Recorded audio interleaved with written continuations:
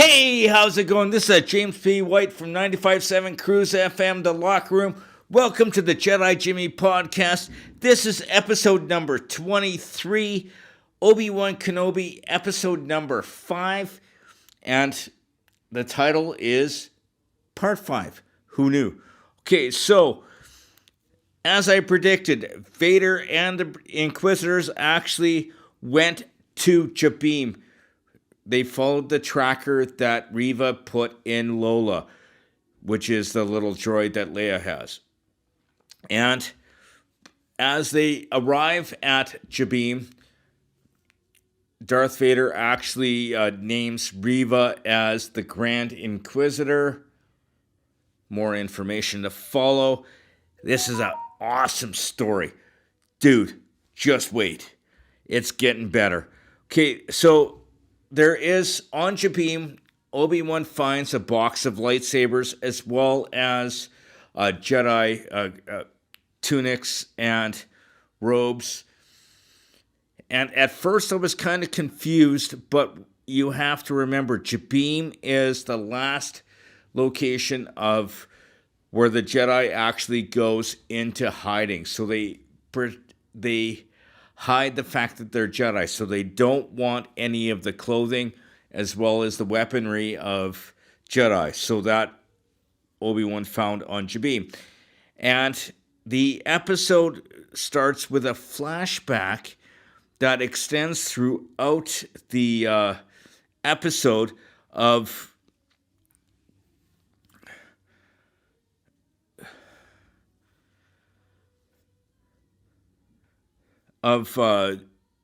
Anakin meeting up with Obi-Wan while they were in the Jedi Temple. I want to say this is probably before episode number 2, Attack of the Clones, because shortly after the Clone Wars started, Anakin was called a Jedi Knight, but he was a youngling or an apprentice at the time. And the lightsaber combat that they had between each other, again, Anakin was a huge fan of Form 5 of lightsaber combat, which is very similar to Form 3, but it's a lot more aggressive. And Obi-Wan is known for Form 3. He's actually a master of Form 3, which is more defensive. One thing you have to remember about the difference between Form 3 and Form 5 is there's a lot of similarities, but Form 5 is more aggressive. It's more attack. And Form 3 is to wear down your opponent and confuse them. So all the way through the episode, there is a lot of that scene. But it's Anakin's aggression, because, again, Form 5 is more aggressive, that caused him to lose to Obi-Wan, who used Form 3, which, again, is defensive. Remember, in Empire Strikes Back,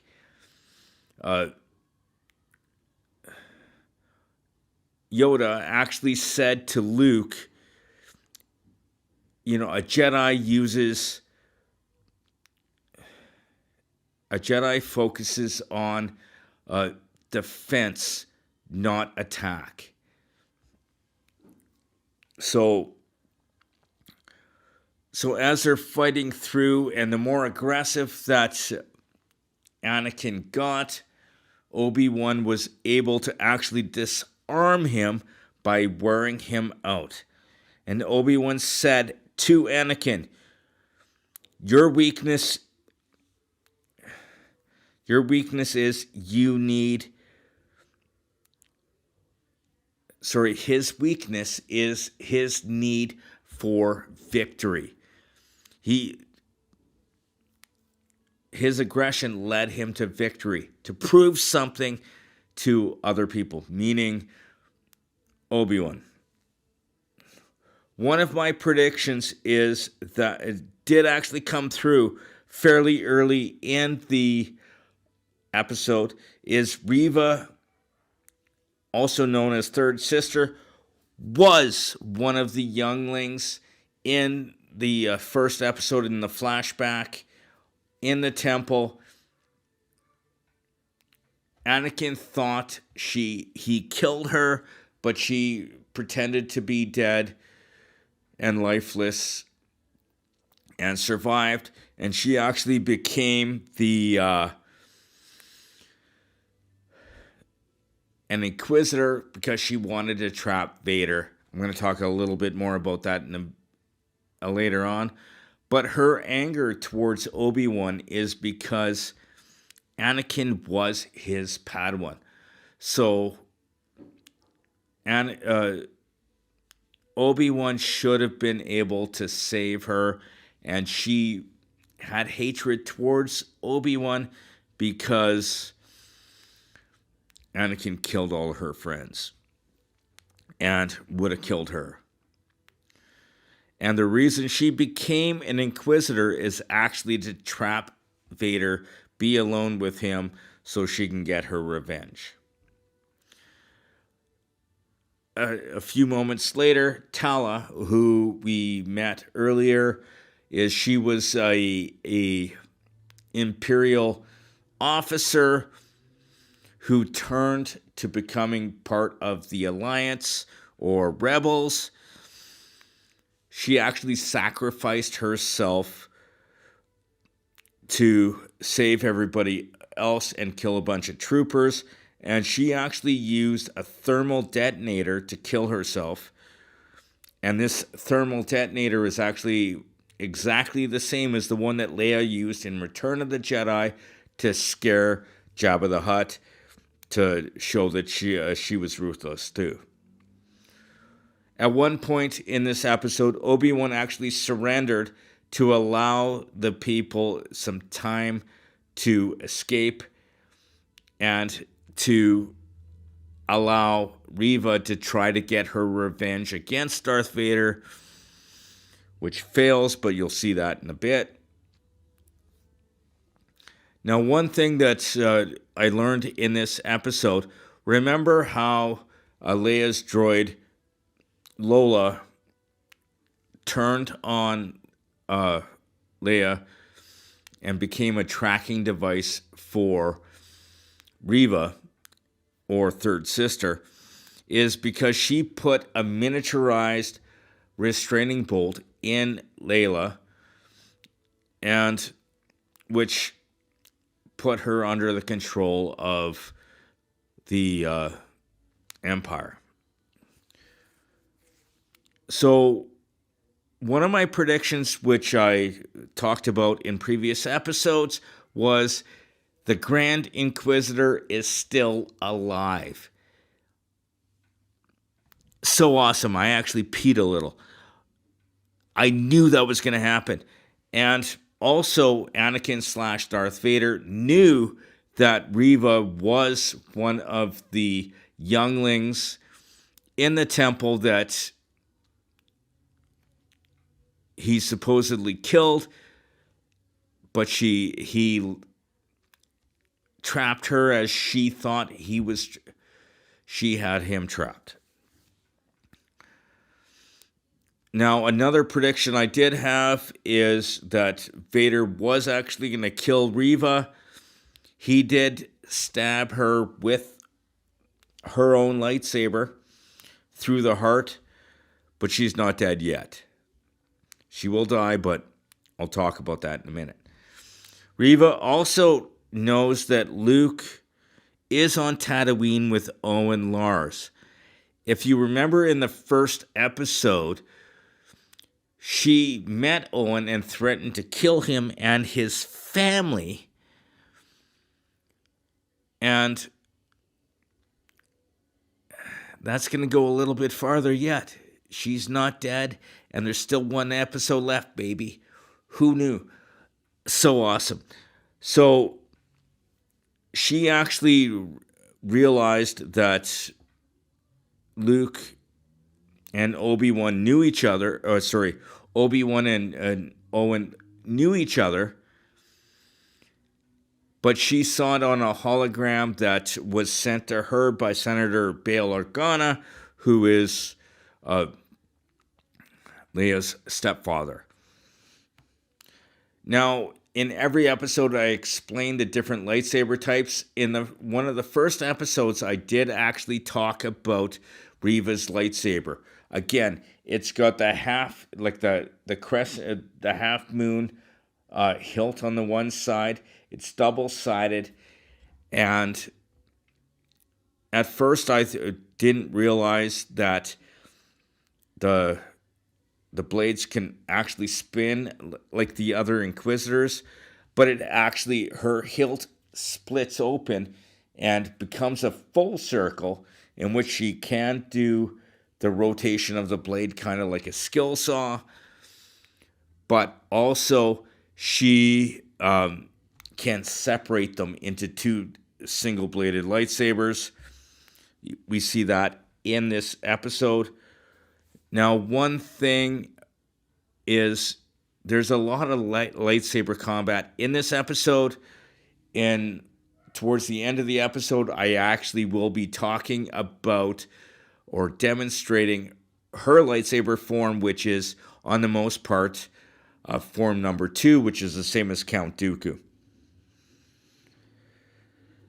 Now, there is demonstration of multiple lightsaber combat throughout the episode. Obi-Wan's form 3, Anakin's form 5, and Reva's form 2, but I'm going to talk to you about form 2. Now, future predictions I do have, because Reva did see the transmission of where Luke was going to be on Tatooine. We know that Luke isn't going to die. We know that Owen isn't going to die. So one of two things are going to happen. Either Vader is going to go there and Obi-Wan's going to scare him away, or Reva is going to go to try to retrieve Luke to find a little bit more information. If you don't know who I'm talking about, Luke Skywalker. But Reva's going to die, either at the hands of Vader or Obi-Wan. In either case, it's going to be epic. Now, I still believe that Quinlan Vos will show up by the end of the series, since next week is the last episode. He did at one point live on Tatooine. You saw a picture of him with his tattoos under his eyes. It's a bright yellow tattoo. And he was in Phantom Menace.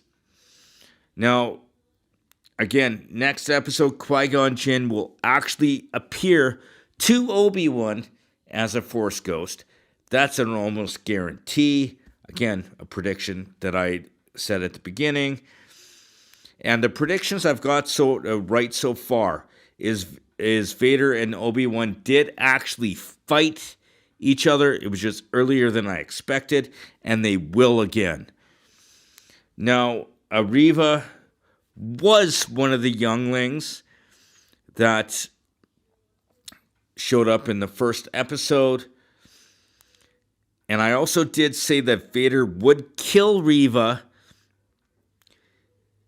He tried, but she's not dead yet, but she may still die at his hand, or at the hand of Obi-Wan by the end of the episode.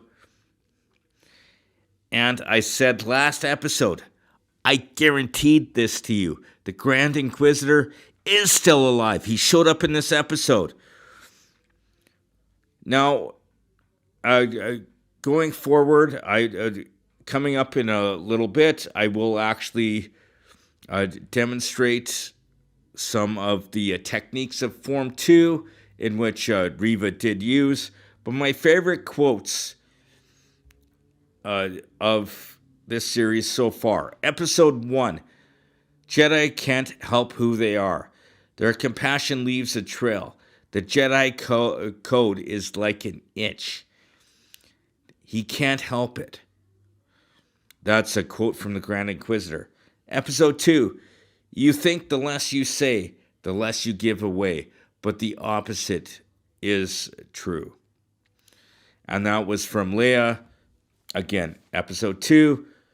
Episode 3 was from Quinlan Voss, but it was written on the wall of the beginning of the path. Only when your eyes are closed can you truly see. Episode 4, I couldn't find a good quote in episode 4, but a quote from episode 2 was Obi-Wan explaining the Force to Leia. Have you ever been afraid of the dark? How does it feel when you turn the light on? And his response to her was, it feels exactly like that. In episode 5, that is this episode, the light will fade, but is never forgotten. Another quote, again from Obi-Wan, is he says to Anakin in a flashback, your need of victory blinds you. Think about that. Your need of victory blinds you from what is coming. Thank you so much for joining me with this episode. Now, before we end, I am going to give you a quick demonstration of Form 2, which Reva uses in this episode.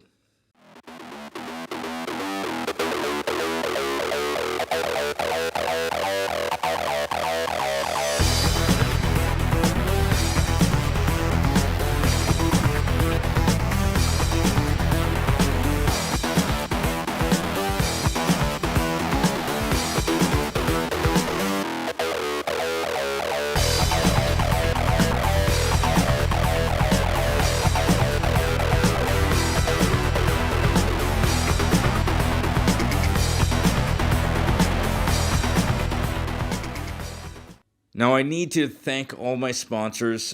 First of all, I need to throw a huge thank you to Dean Blundell Network on deanblundell.com, as well as my buddy Army Chris with Fire for Effect Productions.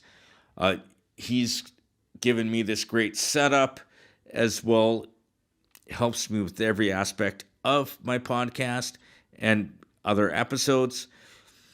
You can also call his production company Fire at Will. Why not? Thank you so much. There's only one episode left, baby. What can go wrong? There's going to be a lot going on. I'm looking forward to seeing you next week. See you then, dude.